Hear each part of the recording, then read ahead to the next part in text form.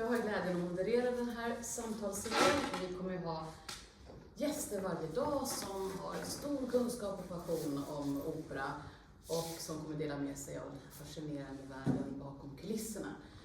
Och idag så vill jag först presentera Fredrik Zetterström, en av Sveriges mest mångsidiga och erfarna barytänger. Eller barytänger, nu säger jag som du säger. Barytoner heter det egentligen. Känd för sitt starka sceniska uttryck och enligt mitt tycke Sveriges vackraste barytonröst. Varm och som honung.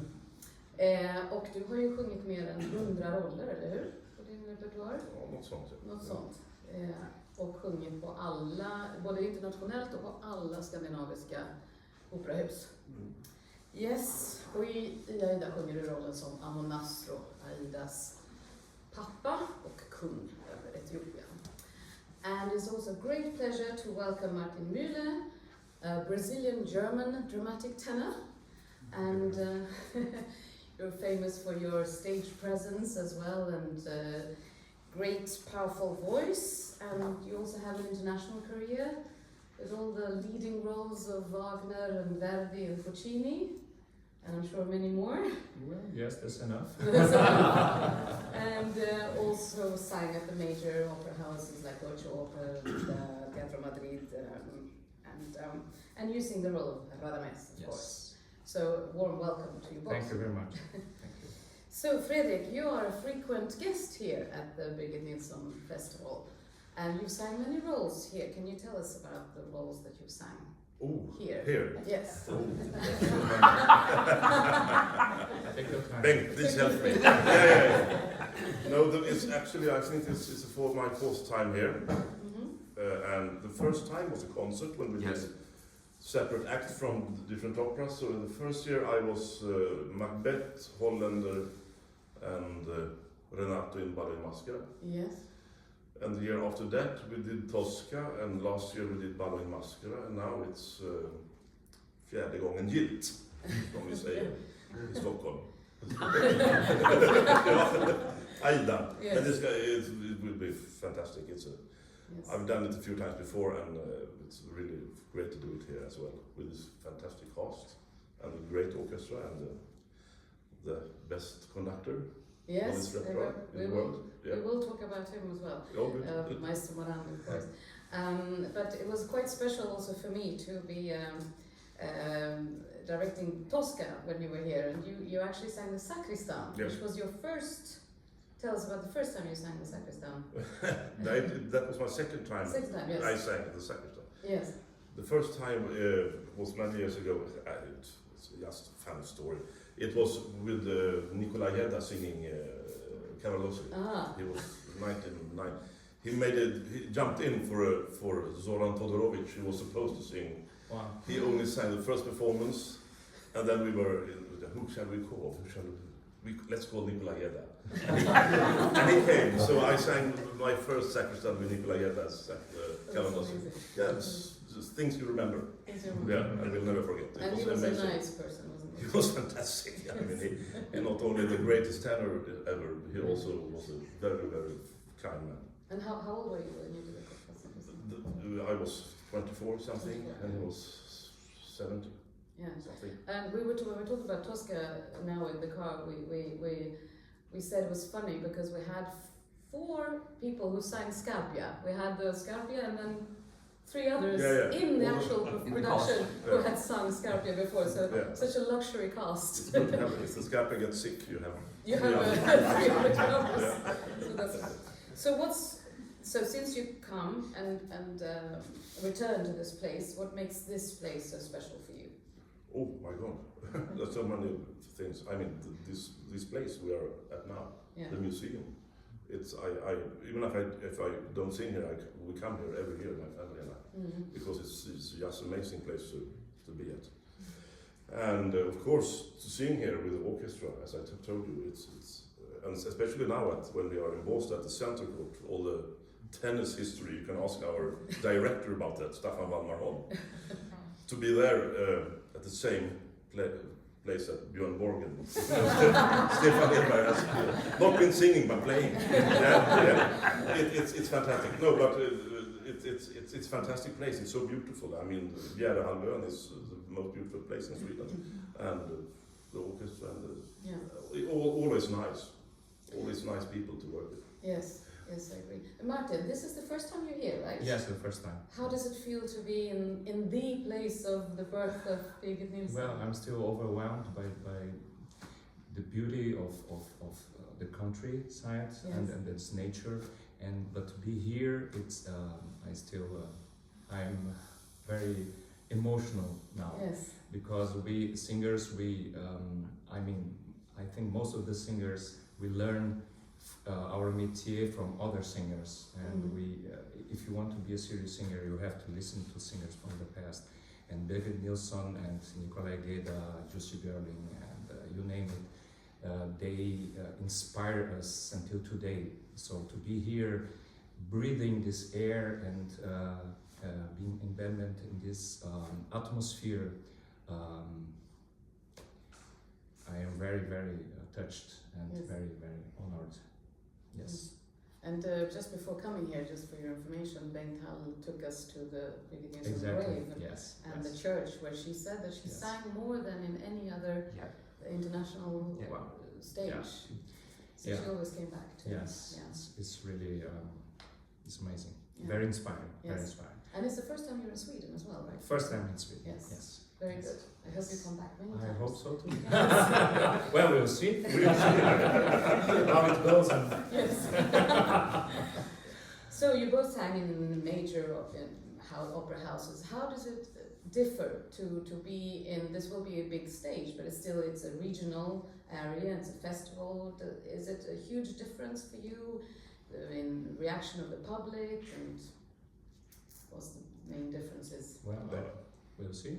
Well, I don't know. I don't think it's a big difference singing here. I mean, especially now when Bengt told us all the press that are coming on Friday in the weekend. No, but it's no different. I mean, if you have to sing the part, you have to sing the notes. We give everything. Yeah, exactly. You always sing you have a microphone. You don't think about that. You sing as you always do. Exactly. It's not important if you're here or in Verona. It's the same. It's the same. Of course, the microphone is different because in an opera house you don't use a microphone. So now do you feel more freedom that you can actually turn back to the audience sometimes and you can still hear you? But I don't think you have that in your spine. You don't turn your back into the audience even if you have a microphone. You don't do that. You've done that for so many years. Yes, exactly. Unless you have a crazy director. Nowadays we never know. Yeah, exactly. Yeah. Try not to do that. Martin, what has first inspired you to become an opera singer? Wow, yes. In Brazil, I began to sing in choirs, and I was singing Brazilian music with guitar and stuff. And at one choir I was singing, there was a singing teacher that came, a bass baryton from Uruguay, and I was impressed by his voice. And in this moment I began to fall in love with singing, and he directed me towards opera. And at home my father will always listen to classical music and opera. I didn't like it so much as a child. I thought, oh, this is strange. But when I began to sing, I immediately fall in love. So it was you singing it that made you fall in love with it? Yes. Not listening to it? No, listening to, but through singing, to be singing in harmony with other singers, first in choir, that made me discover a new world. And then opera came a little bit later, watching some videos of also Birgit Nilsson was there, and then Centennial Gala of Metropolitan, singing, I think, Isolde Liebestot. I'm not sure about that. Those chorus. Yes. Oh yes. It was amazing, and So and how old were you when you? Is there a specific moment when you said, "I'm going opera singer"? Exactly. I was quite young actually. I was 19. Yes. I didn't imagine that the way would be so long and so difficult. But I said I want to do it, and I fall in love. So I was lucky that my family supported me in this decision, and But they were not musicians themselves. No, they're not musicians. But just Yes. lovers of. Yes, exactly. They love opera. That helps. Still now. Yeah. Yes. Yes. I see. And you, Fredrik, you decided early? Yeah, quite. Yes, quite yeah. early. I started out, I was a boy soloist at the Royal Opera when I was 10 years old. What did you sing? I sang everything. I sang the Shepherd Boy in Tosca, and I did a huge part in Peter Matthew Davis' opera Taverner when I was 11. The hardest role I ever Even sang. after? Yeah, no, maybe compared to some to Wozzeck or something. Oh, okay. But I sang that and a lot of other stuff. And then I started out as to freelance when I was 17, so at the Folksopera in Stockholm. Oh, that's it. Yeah. So it's, I don't know anything else to do, sorry. It's okay. That's good. And how has your career evolved? I mean, you started with No, that. it hasn't. No, I don't know. I've been singing for 35 years now, and I think I still can sing a few notes, and I must have something right with my voice. And, Did you start with lighter roles and then? Absolutely. I sang my first Jaga in Othello when I was 20, so I started out lightly. Very light. No, but it's true. But when you are young, you don't know what you do, so you just sing it. But I learned a few things during the way. Mm-hmm. Things not to sing too much Wagner for me. It's good because it'd be nice to sing lots of Wagner. So you actually declined it for your sake? Absolutely, because it's not for me. Ah. And I love the music, the Wagner music, and the music of Wagner, and I would love to be in operas by Wagner, but when I sing it, after a few weeks, I always say it's not for me. Uh-huh. So, yeah. And what about you, Martin? How has your career evolved? Quite the same, not the beginning, but what my colleague started telling me about Wagner roles. It's important to know where is your main goal and how is your instrument sounds. And I heard a lot because my name is Martin Muehle. I have a German ancestors. Oh, you should sing Wagner, and you're. That's not enough. So I sing some roles like Lohengrin. I sang Siegmund, but I after some time I realized my main instrument loves to sing Italian opera more. Suits your voice. It suits better my voice, my temperament. Although Wagner is amazing, but sometimes here, sometimes there. Yeah. It's important to learn how to say no in this profession. Yes. In order to have a longer career. Yeah. It's very important. That's good that you're both obviously very clever about that. Not everybody is. What's the most challenging thing about being an opera singer? There's so many things, of course. I mean, you can say it's challenging to not to get cold when you have to sing. You're always struggling with that. Yes. 12 months a year. So basically, it affects your daily life, like absolutely. Your sleep and your diet and well, maybe diet, but the sleep and. But I mean, if you sit on a train or a plane and you get in front of a person who is coughing all the time, it's terrible. You have to change your seat, and it's crazy. I mean, yes. I think also after the traveling is not that nice anymore. I mean, I like to stay at home. Yes. Lots of lonely nights in the hotel rooms. Yeah, that's true. Yes, it's can be very solitary, and you have kind of to live like a monk sometimes. I think. Yes. In order to, like an athlete, you have to be concentrated, sleep well, eat well, be rested, because this music takes a lot of energy. Yeah. But do you need to be a special personality to be an opera singer? Because do you have to be? It's like when you sing, it's like you let your soul out. Yeah. So do you have to be very extrovert and not have a problem with standing on a big stage? I mean, how does it feel to stand in front of a full audience with all eyes on you. Oh, this is more difficult now. Yeah. This is really? Actually, yes, oh yeah. For me, Anyway, I agree. Why is that? But Is it because if you stand in front of 2,000 or 3,000 people, you don't see every one of them. Ah. You can see them. Yeah. Yeah. And to talk, it's really. It's easier to sing than to talk. Yes, that's true. That's true. But the first time, I mean, it must have been very nerve-wracking, wasn't it? I mean, It always is. yeah. So does that go away or? No, not at all. No. But I realize that the days I don't feel nervous, I will do something wrong on stage. Yes. The It gives you adrenaline and gives me some focus in the way when I go into the stage. Right. To sing. But I mean, I think that maybe some days you can feel completely calm and this will be okay. Yeah. But 2 minutes before you go on stage, you always get that kick. Yes, that's true. Yeah. And when you lose that, you lose Then- thinking about changing the career. Exactly. Because you really need that. Yes. Otherwise, it will be just be boring for the audience. Yes. Yeah. Exactly. Have you ever thought of changing career? Absolutely.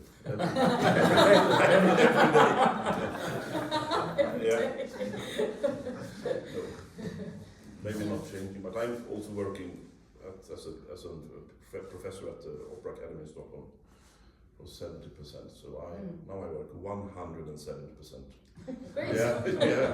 But it's not a change of career, but still I You pass really on your learned knowledge. to like how to teach and to coach, and I like it. Do you have special rituals before you go to stage? I know a pianist who had to hold an orange before she goes on stage, otherwise it would. And I think if we had, we won't tell them. No. No, of Big course. secrets. Maybe that would yeah. What's the strangest costumes you ever had to wear, and how did you manage that? Yeah. Well, nowadays, especially in Germany, they like to do strange regies or strange. This is very difficult sometimes because a singer has to feel good on stage, has to feel like embodied of the role, and sometimes they put you in things that doesn't help your. Right. I had sometimes I try to change that, but it's has become in Germany most of the time has become a problem sometimes, because transporting the scene outside of the history of the opera and trying to make something I don't know, like television or something realistic, sometimes takes out this magic, the visual magic also of the costumes like that. Yes. So singing in I don't know how you call it, white beater, this shirts or stuff like, or shorts. I never had to sing in shorts, thank God, because I have very thin legs. It's not, but. Do you remember, Fredrik, you had a crazy costume or something that was difficult to move in? I was thinking the craziest thing was, I think, having no costume at all. we did Salome at Malmö Opera, not the one that's been on now, but the one before. The director you're doing the dance? No, Were you naked? We were together on that one. I can't remember you were Stephen naked. Langridge wanted me to come up from my cave completely naked. Completely? Yeah. And then the soldiers would get some towels around me. That was the original idea, and I think we tried it on some rehearsal, and well, it didn't work out. So, end of story.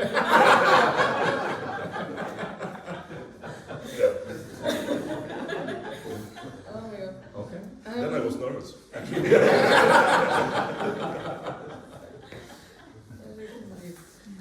So when learning a new role, how do you go about it? Do you just look at the score, or do you first listen to recordings of your favorite singers doing it? Or is it different every time? It's different every time. Depending on the literature you have about the role or the history, I like to read something about that. But actually it happens for me more or less in the same time. I like to see the music, how the composer saw this or thought this, the text or the lyrics, and then of course listen to some recordings. Do you have a special that you usually listen to? Or Depending, let's say if I think about Aida, well, from Caruso until Corelli, I would say, not after that. Not after that, okay. And then stop that, and then work on myself, of course, and then to find my own. But those singers from the past really give me a lot of inspiration. Can it be a bad thing sometimes to listen to? Yes, of course. Because you can learn mistakes also.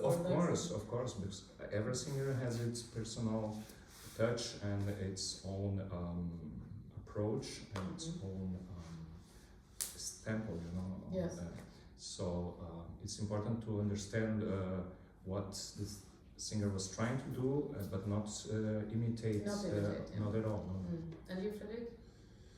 Yeah, I think I agree with Martin. It depends what you're studying. I mean, if I, being such a nerd since I was a young boy, having so many recordings at home, it's hard not to listen. Yeah. Yeah, but I think when I did my first Wozzeck, when I did my first Reimann Lehr, of course I listened to recordings. Yeah. Thank God, because it's the music is so hard to learn. But if you learn Italian opera, maybe a new Verdi part, it's good to get just some inspiration by listening to this. Oh, I agree with the singers you mentioned. Yeah. I mean, listening to Bastianini or Giuseppe Taddei or. So it's the old ones. Oh, yeah, absolutely. Yeah. Absolutely. Yeah. Or Ingmar Wixell. Of course. Yes. Well, let's talk about Aida now. I mean, I look forward so much to hearing you both in Aida. This is my favorite opera, and I actually thought of one of these difficult questions. If I could only listen to one opera for the rest of my life, I would actually choose Aida, because it's just so perfect with all the melodies. And do you agree? Do you like this opera? I mean, of course, you like the opera. It's amazing. I love every opera by Verdi. Yes. And Aida is for the baryton. It's mostly about listening to other singers, because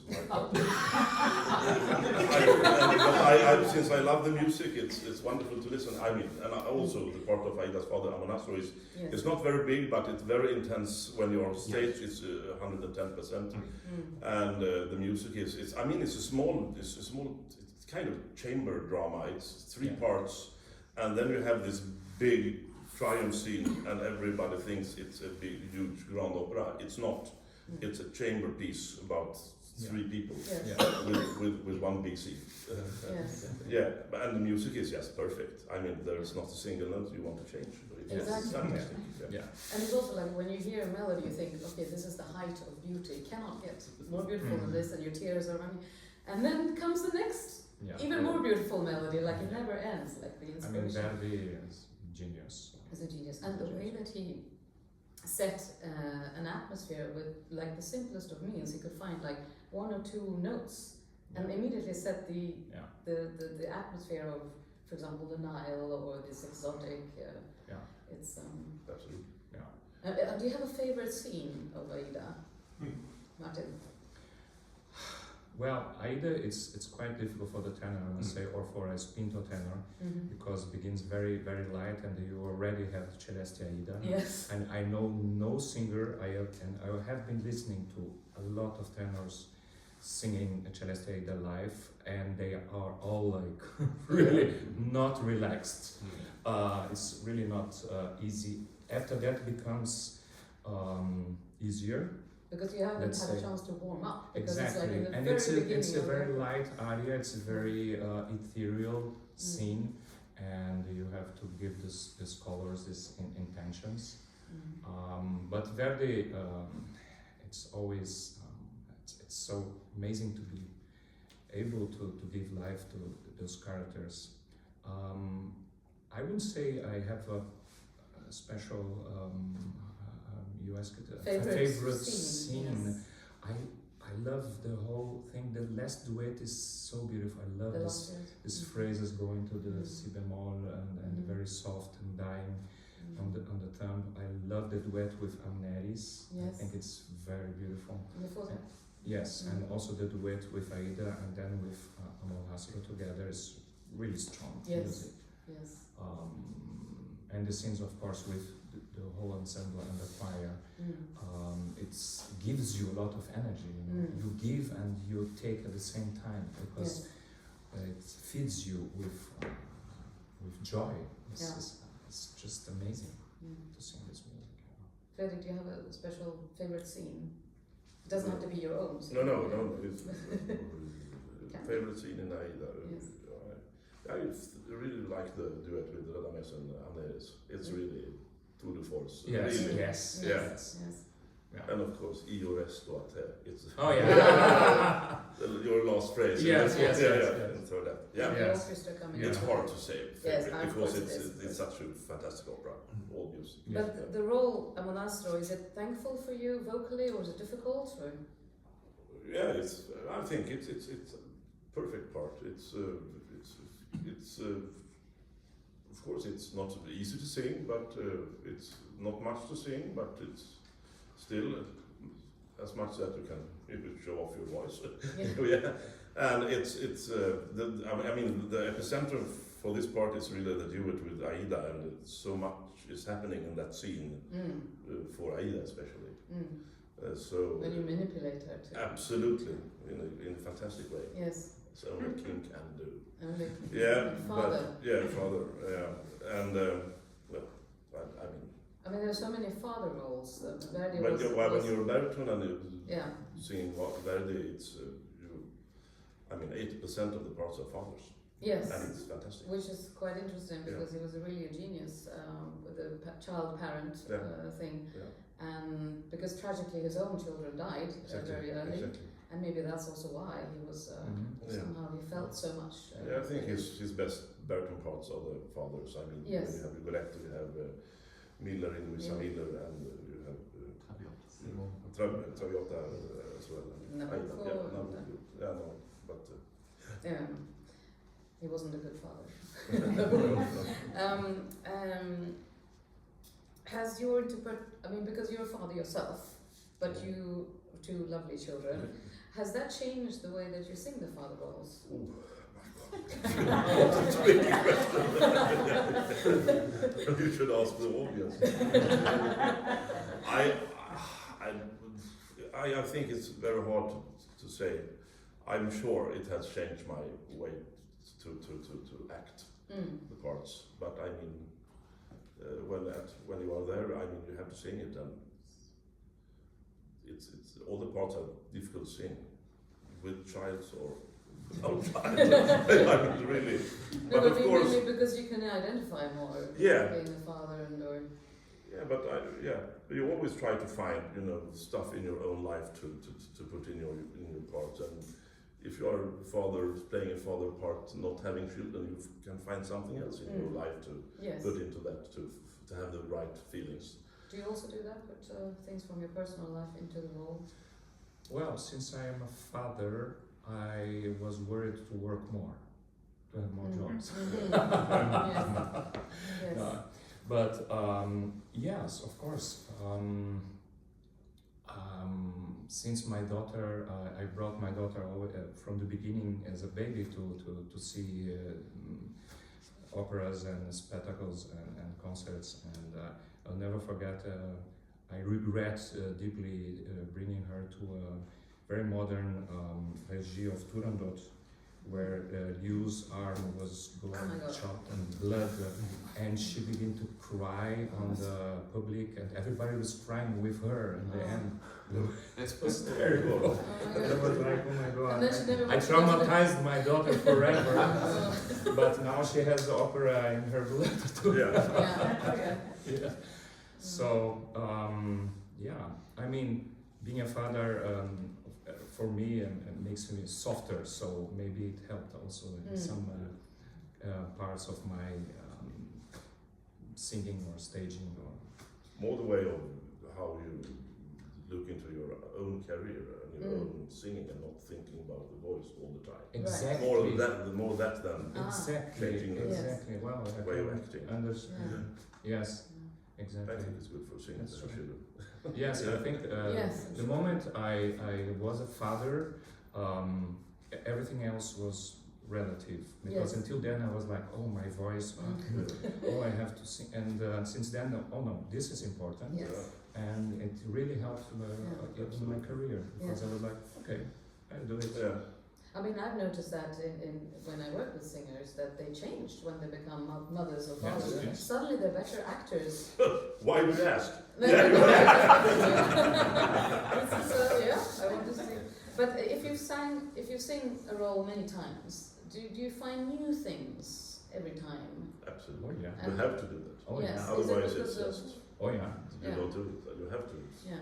And if you sing this repertoire from these composers like Verdi, Puccini or Wagner, you always will find something new and always find some nuances inside and around the role.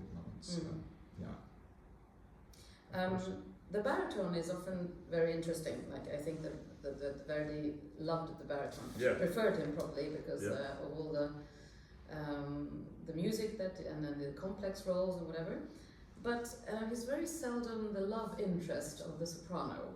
It's usually like a father who intervenes, like Germain, or like a jealous rival, like Luna, whatever. Is that something you miss, Fredrik, to have a romantic scene with a leading soprano? Don Giovanni, perhaps. But I always sing Leporello. Never. Well, I don't remember the last time I kissed a girl on the stage. It was a long time ago. It's overrated. And of course you can do that if you sing. I mean, if you do like cello in Laboratory, you can kiss me. No, you're also dangerous if she has a cold. There you go. Yeah, the life of the singer. No, I don't miss it. Actually, there are so many other great scenes, and I can kiss my wife at home. But they say that the tenor gets the soprano on stage, but the baritone is the one who gets her home after the show. Of course. Is that true? I have to take care of my voice. As I said, I'm an athlete. I have to live like a monk outside the stage. So it is true. Is there a tenor role in Verdi that you prefer, and why?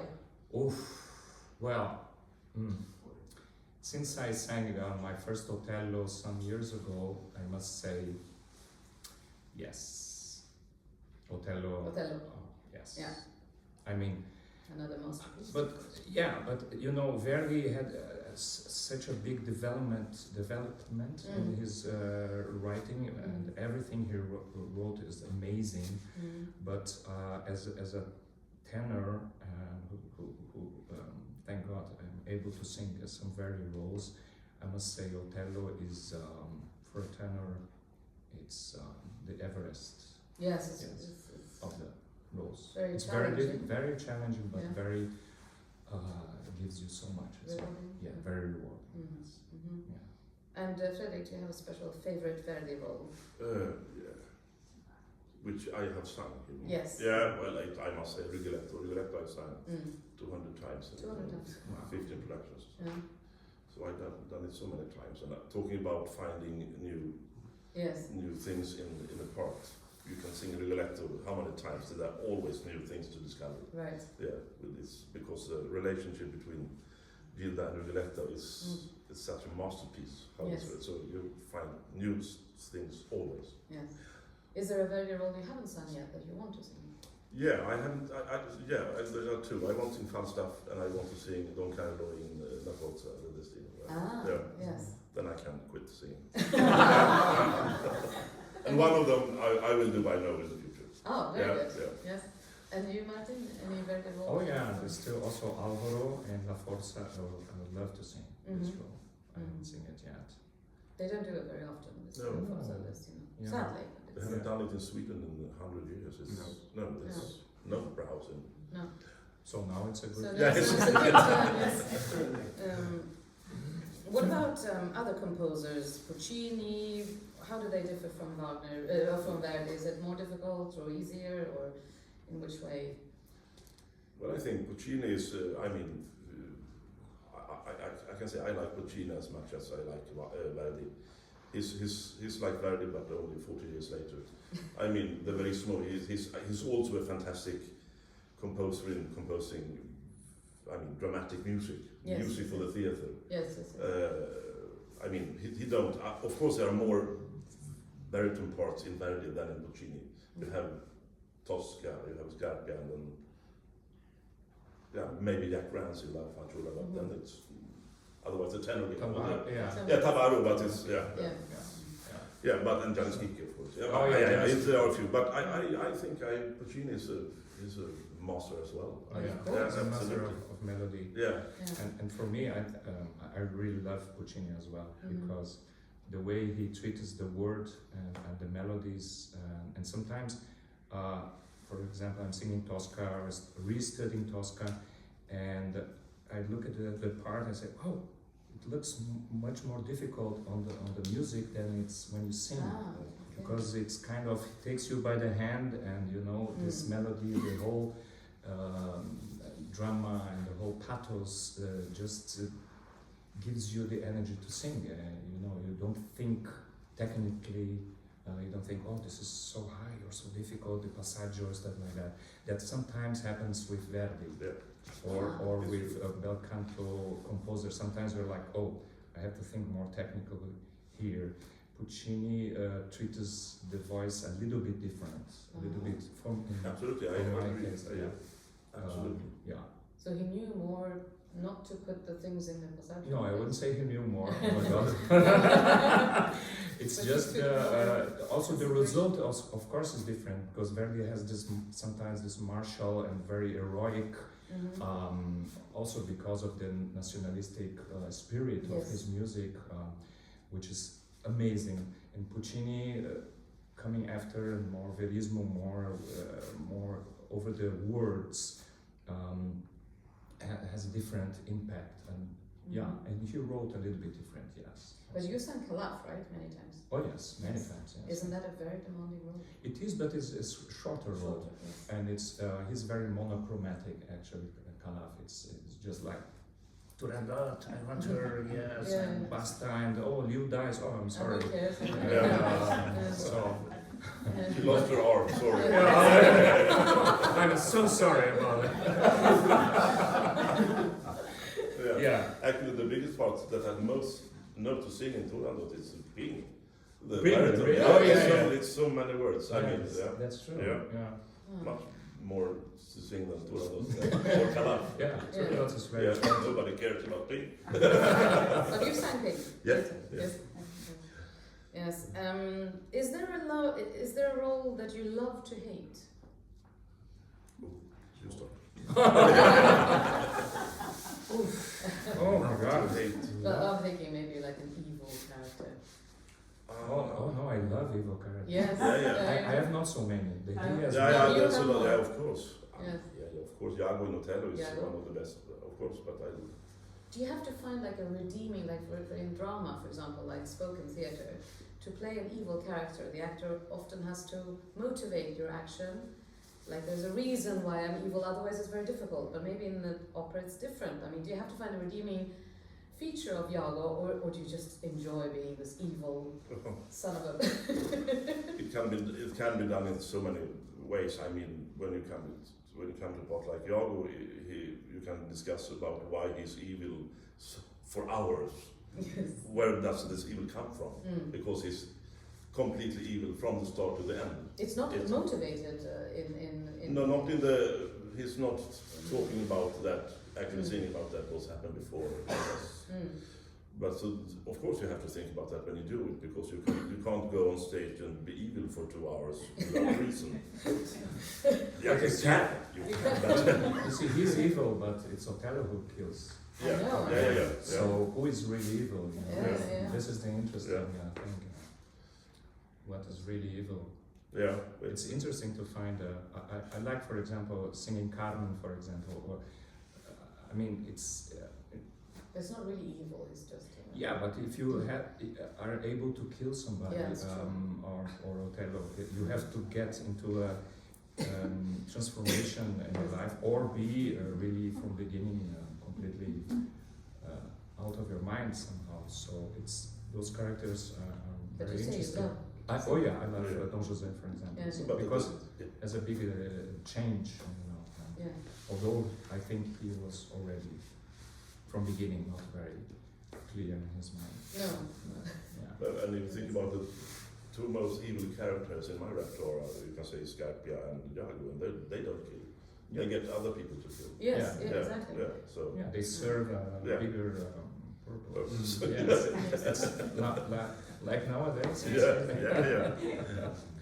Okay, this is maybe a difficult question, but has there ever been a role that changed how you see yourself? I think it happens every time. Every time? Yeah. Yes. Yes. That's that. That's a good answer, I suppose. Yes, that's a very good answer. Okay. So, you mentioned Maestro Morandi, who we all love, specialized in Italian opera, of course, and he has been here many times, and he also worked at the Royal Opera in Stockholm many years. And I will actually interview him also on Thursday, so you're all very welcome to come then. How is he as a conductor? I've done so many things with him now. I think Aida now, and Rigoletto, Ballet Maschera, Carmen,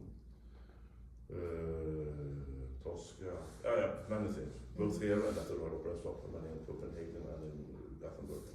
I think it's just fantastic. It's just, he has everything you can ask for in an Italian maestro. He knows his stuff so fantastic, so good. And he knows every singer. I've noticed that he actually mimes all the singers. Does that help? And he's also, I mean, he's not just into tradition and this is how it's used to be. He's also listening to new voices. Yes. And this is how we saw this with this voice. And so he absolutely, And because he sings with you, does that help you with the breathing, or does he? Do you know if he does it? He's just a good singing conductor. The best conductors, you don't think about them. I mean, you don't look at them. You don't. You just sing, and Morandi is one of those guys. You don't have to look at them. I can mention 20 conductors that you have to really who are fantastic, but you have to look at them all the time. Exactly. And that's not a good conductor. Exactly. Right. Exactly. I just worked with him once in Hamburg with a Carmen, and I have exactly the same feeling. I said it was like there is no conductor, and this is the best thing because he was together with the singers, and it seems he loves voice, which is not any more obvious thing. Many conductors, opera conductors, don't love voice anymore, and this is crazy. They are like into power, into I don't know. It's really very interesting what happens nowadays with music. With opera, yes. There are no many conductors who loves opera, who are there for the singers, for the whole thing. So they're becoming less and less?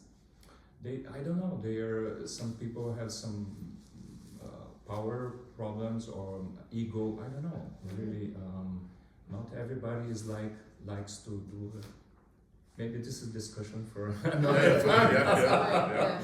But Maestro Morandi, I remember this Carmen was like, wow, it was like so easy. Because it's a very difficult job to be on stage and sing opera role. So if you have people together, coming together, it becomes a beautiful thing. Or it can be a fight. You're fighting against the conductor, or the conductor is fighting against you, putting the orchestra too loud, or not looking at you, or not giving the cues, or not being interested in what you're doing. And this happens nowadays. Has it ever come so far that you actually have an argument, that you argue with the conductor? Has that happened? Yes, sometimes, yes. But I feel it's a very difficult subject. Because when people are not resolved with their own particular egos, and we all have egos, we have to have egos to be on stage and to be a personality. But when you come together to make an opera of art that is together, like it's written here, one singer alone doesn't make opera, no conductor alone makes opera. But we all together make opera. Yes. So it's a work of coming together, and sometimes you may say, oh, this is not the way I would do it, but I can try that and make it work also. Yes. I don't have to impose myself. It's always a giving and taking. Yeah, so. People often think, who are not in the business, that being an opera singer is very glamorous. But we know that that's not always the case. It's hard work. And also some rather strange and insane things can happen behind the stage or even on the stage that the audience has no idea about. And we've shared a few of those, Fredrik. Yeah. Yes. Would you like to tell us the craziest thing that's ever happened to you? Bohem, for example? Oh yeah. There was an opening of Bohem. This was terrible. It's like 15 years ago. Yes. Yeah, you were directing. And I was sitting there 1 hour before the opening, and I was in the makeup department, and I was suddenly, oh my God, what about that lunch I had? It's not good. 1 hour later, I was throwing up. I mean, like crazy. And then the opening started, and I sang through the first act, and there's there's no intermission between the first and second act in Bohem. It's only like a minute. So I ran off to the no details, I will promise you. I ran off to the toilet and shouted to the stage manager, "Don't stop this before I'm on stage again." And I was at a special place in my dressing room, sitting down, doing stuff. And then I heard bum bum bum bum bum. How they started, I was, my God. In 20 seconds I was standing in the front of the stage with two Parisian girls singing, Marcello. And I did it, and then they were, buckets standing so I can go out and throw up. It was terrible. It was just a nightmare. Of course, my it's God. the buckets on each stage. Yeah. It was just. And the funny thing, the critics said, Fredrik had an unusually serious interpretation of it. Dark interpretation. That was terrible. And then you also had some interesting tenors, speaking about Othello, that didn't want to do the scenery, the actions. You told me. We want names. No names. It was this, I can't say his name, it was this fantastic guy from Georgia, Badri Maishoradze, you know him? We were doing Othello, also opening night, and in the third act, the trio between Iago and Cassio and Othello, I was there with the Cassio singing, and suddenly I didn't hear the Othello singing. And then, because the scene after that trio is Iago to Cidero, the big outburst in the third act. And I looked at, and I couldn't see Badri anywhere. And suddenly I saw him in the wings, standing drinking water, preparing for his next entrance, and he saw me and good singing friend, see you later, but you should be on stage now. Tenors. Tell me about it. Yeah. Tenors. Yeah, it's illness. It's not a voice. Yes. Have you experienced something unexpected or insane? To stay in the same line of digestion as if you don't mind, I hope nobody had a very strong breakfast. But in my beginnings, very beginnings, I was singing. I was fest in Bremerhaven, and I don't know why I did that, but I was singing Mozart roles and light roles. And I used to escape from Bremerhaven to Hamburg because I had friends there, so in the weekends. So I went to Hamburg to see some friends and eat some pasta in some Italian restaurant with vongole, with all this frutti di mare. Big mistake. Dangerous. So, no details, I promise you, but it was even worse than by my colleague. Everything happened, and even I had a problem in my back got stuck because of the movements, and I could not move. And I had to take a train to Bremerhaven to sing La Finta Giardiniera, Die Gärtnerin aus Liebe in German. And I said, I don't know how I'm going to do that. And I called the theater, said, yeah, come, we're going to be waiting for you to take you to the hospital and then to the theater. And I was, at the time it was not ICE, the trains were like Regio, I don't know what in Germany, so like laying down, I could not move. I had the back pain, I had nothing in my stomach, nothing in my body at all. And I went there and I got an injection and to the stage. And my colleague was a Korean soprano who used to eat a lot of garlic. And that was not fun. I'll just say that. I managed, I don't know how. It's incredible how much adrenaline helps you. But I thought I would die. I managed. It was not a great performance. No, far from that. Still, you did. Yeah, but I saved that. Yes. So. How about directors? Do you have any favorite directors? And what do you look for with the directors? Yeah, of course you have favorite directors. What you're looking for, I mean, it depends. I mean, when I meet a new director who is good, I love to be surprised, because if you're doing Roulette for the 16th time and you meet a new director and he gives you new stuff, of course it's great. But that's a different thing. Favorite directors, of course you have that. I mean, but that is people that you know and that knows you. Yes. I think the guy who's directing our concert is a great guy. I mean, one of my favorite directors of all time, Staffan Wallmarholm. And I've done many operas with him, and also been an dramatic actor with him at Stadsteatern in Stockholm.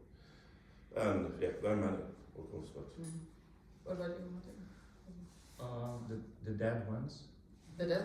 No, Franco Zeffirelli. No, there are some. Yes, there are some. And when you have the luck to have some time to work together and to develop something together, as I said, the same as a musical director, it has to be a game of give and take. Yes. So you like the open ones who listen to you? Who are interested in see what I have to give. Of course, I can try to be like a robot and just go from here to there and then kneel down.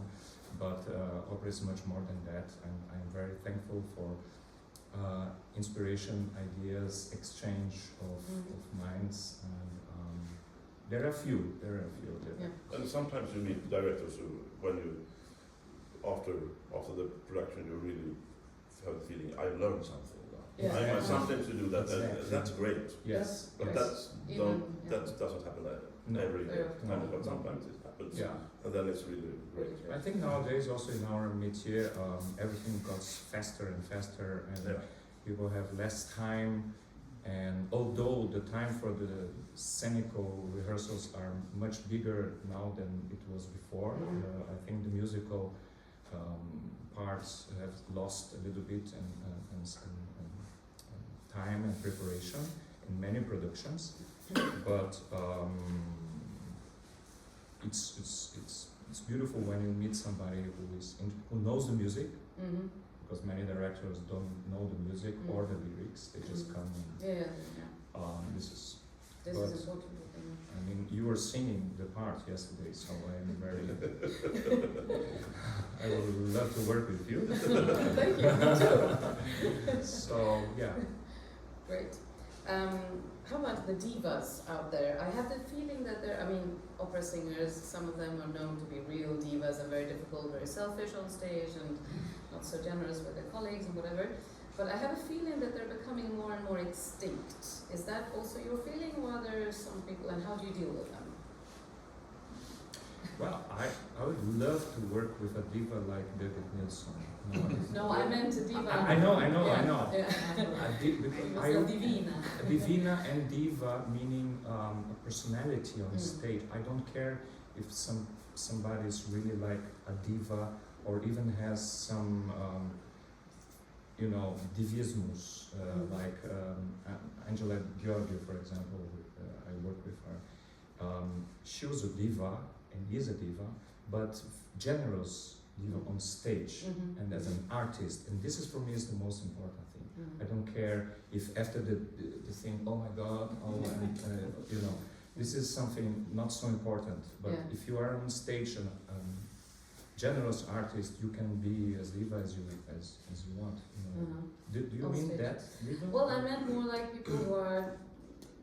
In the bad sense. In the bad sense, that they're not very friendly. Because they're very arrogant. Oh, there are a lot. A lot and of most still. of them are the worst singers. Yes. So probably the root is insecurity. They are trying to compensate. We are all insecure people on stage. But how do you deal with these people who are arrogant? Do you just ignore them and do your job? I try to ignore.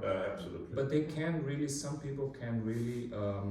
Make the whole atmosphere come down. Some people have this power, and unfortunately. And some hold the high note longer than you will.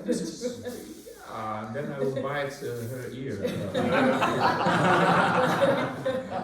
An homage to my friend Franco. But I think this particular negative way of being diva. There's some people, yes, they try to hide their insecurity, but we are all mortals. Yes. But it spreads fast, the reputation. So yes.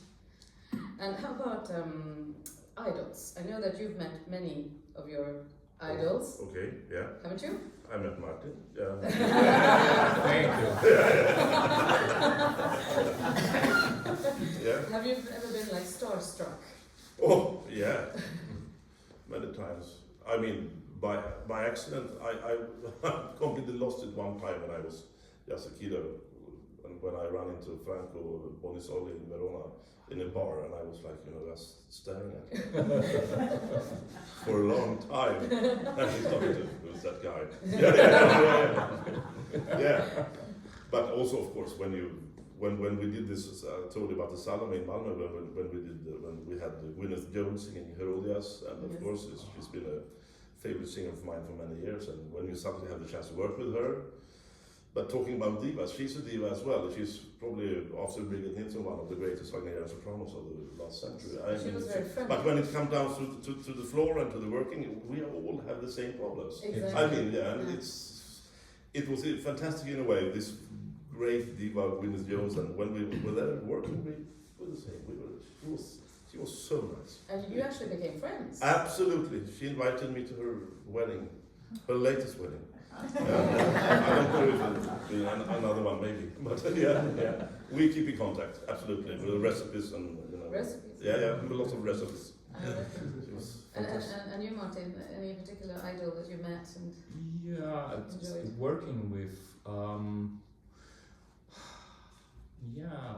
Singing Kalaf, some of the alto uns were great tenors from the past, but really